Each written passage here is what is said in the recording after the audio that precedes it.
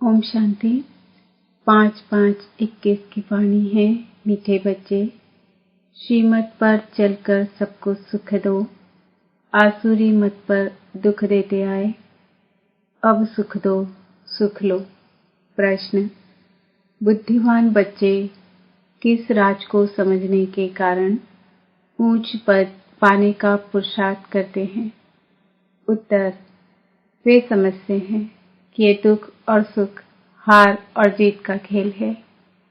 अभी आधा कल्प सुख का खेल चलने वाला है, वहां किसी भी प्रकार का दुख नहीं होगा। अब नई राजधानी आने वाली है, उसके लिए बाप अपना परम धाम छोड़कर हम बच्चों को पढ़ाने आए हैं। अब पुरुषार्थ कर ऊंच पद लेना ही है। गीत: बदल जाए दुनिया, न बदलेंगे हम। ओम शांति। मीठे मीठे बच्चों ने अर्थ समझा। यहाँ कोई कसम खाने की दरकार नहीं है, यह तो आत्मा में समझ चाहिए। आत्मा तमो प्रधान होने के कारण बिल्कुल ही बेसमझ हो गई है। बच्चे जानते हैं हम कितने बेसमझ थे, अब कितने समझदार बने हैं। दूसरे सत्संग आदि में यह बातें होती नहीं, वह शास्त्र रामायण आदि पढ़ते हैं। एक कान से सुना, दूसरे कान से निकल जाता है, कोई प्राप्ति नहीं। यज्ञ तप दान पुण्य आदि बहुत करते हैं, धक्के खाते रहते हैं, प्राप्ति कुछ भी नहीं। इस दुनिया में कोई को सुख है नहीं। अब बाप सारी समझ देते हैं। सबको सुख शांति देने वाला एक ही बाप है। मनुष्य तो बिल्कुल ही घोर अंधियारे में है। भक्ति मार्ग वाले भी याद करते रहते हैं, है दुखहर्ता सुख करता सद्गति दाता। देखो दुनिया में क्या लगा पड़ा है, सबको दुख लगा ही रहता है। जो भी मनुष्य मात्र हैं, किसको भी यह पता नहीं है कि बाप कौन है, बाप से क्या वर्षा मिलता है।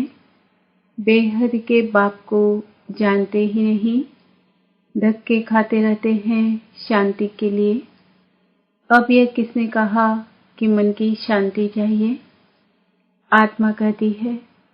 यह भी मनुष्य नहीं जानते हैं, देह अभिमान है ना।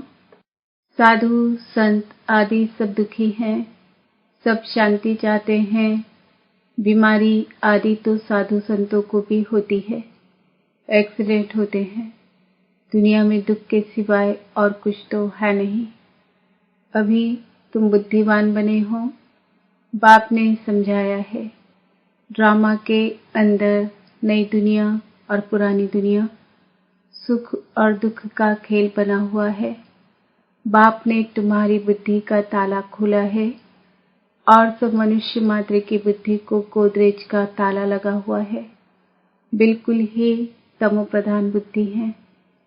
तुम बच्चे नंबरवार पुरुषार्थ अनुसार जानते हो, बरोबर बेहद का बाप मिला है। वह हमको सृष्टि के आदि मध्य अंत का राज सुनाते हैं कि यह खेल कैसे बना हुआ है। जब सुख होता है तब दुख का नाम नहीं होता। तुम बच्चों की बुद्धि में है कि हम बाप से सुख शांति संपत्ति का वर्षा ले रहे हैं। सतयुग से लेकर त्रेता अंत तक कोई दुख नहीं होगा। अब तुम रोशनी में हो, तुम पुरुषार्थ कर रहे हो अपनी राजधानी में एक दो से ऊंच पद पाएं। यह स्कूल है बेहद का। बेहद का बाप पढ़ाते हैं। तुम जानते हो वह हमारा मोस्ट फेवरेट बाप है, जिसकी अपरम अपार महिमा है। वह ऊंचते ऊंच बाप श्रीमत देते हैं। बाकी सब मनुष्य मात्र आसुरी मत पर एक दो को दुख ही देते हैं। तुम्हें श्रीमत पर सबको सुख देना है। इस ड्रामा में हम एक्टर्स हैं, यह कोई भी नहीं जानते। तुम बच्चे अब समझते हो, इस ड्रामा में भारतवासियों का ही ऑलराउंड पाठ है। आगे तो तुम कुछ भी नहीं जानते थे, अब तो मूल वतन से लेकर सूक्ष्म वतन, स्थूल वतन सबको तुम जान गए हो। तुमको सच्चा ज्ञान है। परम पिता परमात्मा हमको इन द्वारा पढ़ा रहे हैं। बाबा हमको त्रिलोक का सारा ज्ञान दे रहे हैं। यह है ही कांटों का जंगल। बच्चे जानते हैं अभी हम कांटों से फूल अर्थात मनुष्य से देवता बनते हैं। यहाँ तो छोटे बड़े सब दुख देते हैं। गर्भ में माता को बच्चे दुख देते हैं। यह बहुत छी पुरानी दुनिया है। इस सृष्टि चक्र को कोई भी नहीं जानते हैं। हम कहाँ से आए, कितने जन्म लिए, फिर कहाँ जाना है, कुछ भी नहीं जानते। बेहद का बाप अर्थात सब सीताओं का एक राम व निराकार है। तुम सभी सीताएं हो। बाप है ब्राइड ग्रूम। एक साजन की सब सजनियां भक्तियां हैं। जो भी सीताएं हैं सब रावण की जेल में फंस शोक वाटिका में आ गई है। सारी दुनिया के सब मनुष्य मात्र एक भगवान को याद करते हैं। भक्तों का रक्षक भगवान को कहते हैं। तुम सब अभी ब्रह्मा मुख वंशावली ब्राह्मण हो। ब्राह्मण जानते हैं हमको शिव बाबा पढ़ा रहे हैं। बाबा से वर्षा जरूर मिलता है। शिव बाबा है स्वर्ग का रचयिता। स्वर्ग कहो अथवा देवी राजधानी कहो, यह स्वर्ग की राजधानी है ना। लक्ष्मी नारायण स्वर्ग के मालिक हैं।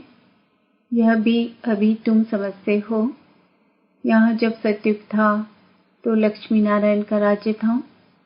अभी है कलयुग। मनुष्य तो बेचारे घोर अंधियारे में होने के कारण कुछ नहीं जानते कि अभी कलयुग का अंत है। विनाश सामने खड़ा है। तुम सब सीताओं का सद्गति दाता एक राम है।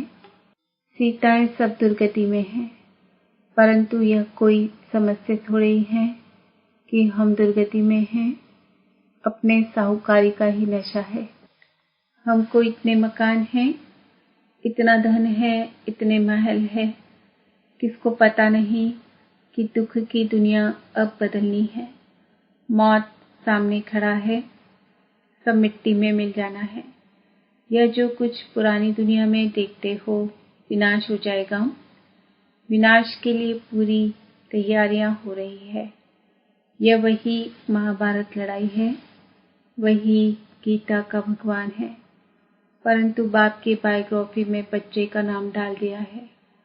अब शिव बाबा तुमको राजयोग सिखा रहे हैं। बड़े ते बड़ी भूल ही यह है जो भगवान का नाम गुम कर दिया है। तुम बच्चे जानते हो हमको कोई मनुष्य साधु संत आदि नहीं पढ़ाते हैं। शिव बाबा हमको पढ़ाते हैं। वह बाप भी है, टीचर भी है, सदगुरु भी है, सब कुछ है। यह तो नहीं भूलना चाहिए ना। बाप कहते हैं हमारे सब बच्चे हैं, परंतु सभी को थोड़े ही पढ़ाएंगे। बाप कहते हैं हम भारतवासियों को फिर से राजयोग सिखाने आए हैं। भारतवासी स्वर्गवासी थे, हीरे मिसल थे, अब कौड़ी मिसल बन पड़े हैं। घर में कितनी अशांति है। कहते हैं बाबा हमको क्रोध आता है, बच्चों को मारना पड़ता है, डर लगता है। हमने 5 विकार शिव बाबा को दान दे दिया है, फिर हम यह क्यों करते हैं? बाप समझाते हैं इस समय सभी पर 5 विकारों का ग्रहण लगा हुआ है। देह अभिमान का भूत आने से फिर सब भूत लग जाते हैं। अब बाप कहते हैं देही अभिमानी बनो। अभी तुमको समझ मिली है। सत्युग में भी हम आत्म अभिमानी थे। समझते हैं आत्मा का यह शरीर अब पुराना हुआ है, आयु पूरी हुई है, इसलिए यह शरीर छोड़ अब नया लेना है। सर्प की एक खाल पुरानी होती है तो फिर दूसरी नई ले लेते हैं। यह दृष्टांत है सतयुग के लिए। वहाँ तुम ऐसे शरीर छोड़ते हो, दुख की कोई बात नहीं रहती। यहाँ कितना दुख होता है, रोना पीटना आदि रहता है। अब तुम बच्चे जानते हो यह पुरानी खाल है, यहाँ कोई नई खाल नहीं मिलनी है। यह अंतिम पुरानी जूती है। अभी तुम उनसे तंग हो गए हो। वहाँ तो खुशी से एक शरीर छोड़ दूसरा लेते हैं। इन बातों को भी तुम समझते हो। यहाँ कितने नए आते हैं, समझते थोड़ी हैं।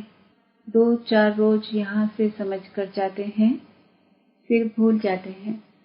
हाँ, अच्छी रीति सुना, खुशी हुई तो प्रजा में आ जाएंगे। प्रजा भी तो ढेर बननी है ना। यह है ईश्वर का दर अथवा घर। तुम ईश्वर के घर में बैठे हो। परम पिता अपना परम धाम छोड़ यहाँ साधारण तन में आकर बैठा है। वहाँ तो बाप के पास आत्माएं रहती है।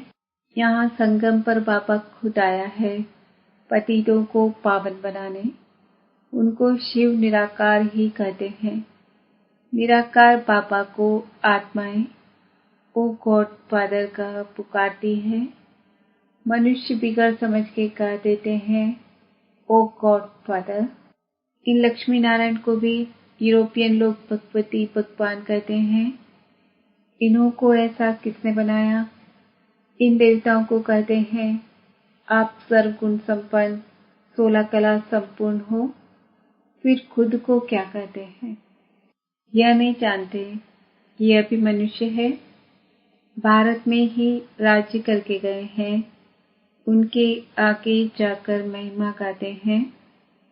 अपने को नीच पापी कहते रहते हैं। कृष्ण के मंदिर में भी जाकर महिमा करेंगे। शिव की यह महिमा नहीं करेंगे, उनकी महिमा अलग है। अक्सर करके शिव के पास जाते हैं तो कहते हैं बार दो झोली। फिर कह देते हैं वह भांग पीने वाला है, धतूरा खाने वाला है। अरे वहाँ भांग धतूरा कहाँ से आई? कुछ भी समझ नहीं। मांगते रहते हैं पति चाहिए, यह चाहिए। दीपमाला पर भी लक्ष्मी का आह्वान करते हैं। वह है कौन? यह किसको भी पता नहीं। 8-10 भुजाएं कभी होती है क्या? यह चतुर्भुज रूप दिखाते हैं क्योंकि प्रवृत्ति मार्ग है। उनका नाम विष्णु रख दिया है। लक्ष्मी नारायण तो सतयुग में रहते हैं। मनुष्य को यह पता नहीं कि विष्णु के 2 रूप लक्ष्मी नारायण द्वारा पालना होती है। चित्रों में लक्ष्मी को 4 भुजाएं दे देते हैं। 4 भुजा वाले को बच्चा होगा तो उनको भी 4 भुजा होनी चाहिए। कुछ भी समझते नहीं है।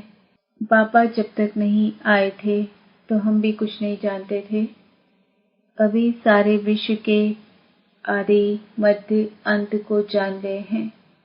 बाप आकर पतित दुनिया को पावन बनाते हैं। बुलाते भी हैं, है पतित पावन आओ। अब परमात्मा कैसे आए? कैसे आकर पतितों को पावन बनाए? बाप कहते हैं 5000 वर्ष पहले हमने दैवी स्वराज्य बनाया था। फिर तुमने 84 जन्म कैसे लिए? यह समझ आगे तुम्हारी बुद्धि में बिल्कुल नहीं थी। इस ब्रह्मा को भी पता नहीं था। राधे कृष्ण लक्ष्मी नारायण की पूजा करते रहते, परंतु यह भी पता नहीं कि राधे कृष्ण ही स्वयंवर के बाद लक्ष्मी नारायण बने हैं। इसलिए प्रिंसेस राधे प्रिंस कृष्ण कहा जाता है। स्वयंवर के बाद महाराजा महारानी बनते हैं। यह जो खुद बन रहे हैं उनको भी पता नहीं था। भल कोई को दीदार भी होता है परंतु कुछ भी समझते नहीं। फिर भी भक्तों की भावना अल्पकाल के लिए पूरी करने में साक्षात्कार कराता हूँ। यहाँ तो ध्यान दीदार की बात ही नहीं, बाप तो समझाते हैं। साक्षात्कार में माया प्रवेश कर लेगी तो तुम पथ भ्रष्ट हो पड़ेंगे। बहुत आग्रह करते हैं हमको शिव बाबा का साक्षात्कार हो। अरे तुमको समझाया जाता है फायरफ्लाई कितना छोटा होता है, आंखों से देखा जाता है। आत्मा तो उससे भी छोटी बिंदी है। जैसे आत्मा है वैसे ही परमात्मा का रूप है। साक्षात्कार भी होगा तो उसी छोटी बिंदी का होगा। यह तो छोटी सी बिंदी है जो प्रकृति के बीच में रहती है। आत्मा का साक्षात्कार होगा तो भी समझेंगे कुछ नहीं। तुम बच्चे जानते हो, अभी हम शिव बाबा की संतान हैं। सब ब्रह्मा कुमार कुमारियां शिव बाबा से वर्षा ले रहे हैं। हमारी एम ऑब्जेक्ट यह है। स्टूडेंट है ना, तुम कहते हो बाप से सहज राजयोग सीखने आए हैं। यह एम ऑब्जेक्ट है। यह बच्चों को भूलना नहीं चाहिए। भक्ति मार्ग में भक्त लोग देवताओं के चित्र साथ में रखते हैं, फिर तुमको यह त्रिमूर्ति का चित्र पॉकेट में रखना चाहिए। इस शिव बाबा द्वारा हम यह लक्ष्मी नारायण बन रहे हैं। अच्छा, मीठे मीठे सिकिल दे बच्चों प्रति माता पिता बाप दादा का याद प्यार और गुड मॉर्निंग। रूहानी बाप की रूहानी बच्चों को नमस्ते। से हम रूहानी बच्चों की रूहानी बाप दादा को याद प्यार गुड मॉर्निंग नमस्ते ओम शांति। धारणा के लिए मुख्य सार। शिव बाबा को विकारों का दान देकर फिर कभी वापस नहीं लेना है। देह अभिमान के भूत से बचना है। इस भूत से सब भूत आ जाते हैं, इसलिए आत्माभिमानी बनने का अभ्यास करना है। ध्यान दीदार की आश नहीं रखनी है। एम ऑब्जेक्ट को सामने रख पुरुषार्थ करना है। श्रीमत पर सबको सुख देना है। वरदान है स्वयं की स्मृति में रह अपने हर कर्म को संयम बनाने वाले अथॉरिटी स्वरूप भव। जैसे साकार में स्वयं की स्मृति में रहने से जो कर्म किया वही ब्राह्मण परिवार का संयम बन गया। स्वयं के नशे में रहने के कारण अथॉरिटी से कर सकते थे। यह नशा रहता है कि कोई कर्म उल्टा हो ही नहीं सकता। आप बच्चे भी जब स्वयं की स्थिति में स्थित रहो तो जो संकल्प चलेगा, जो बोल बोलेंगे, वाक कर्म करेंगे, वही संयम बन जाता है। स्लोगन, पवित्रता का नियम। पवित्रता का पिल्लर मजबूत करो तो यह पिल्लर लाइट हाउस का काम करता रहेगा। ओम शांति। आज का समान है, मैं आत्मा अथॉरिटी स्वरूप हूँ। ओम शांति।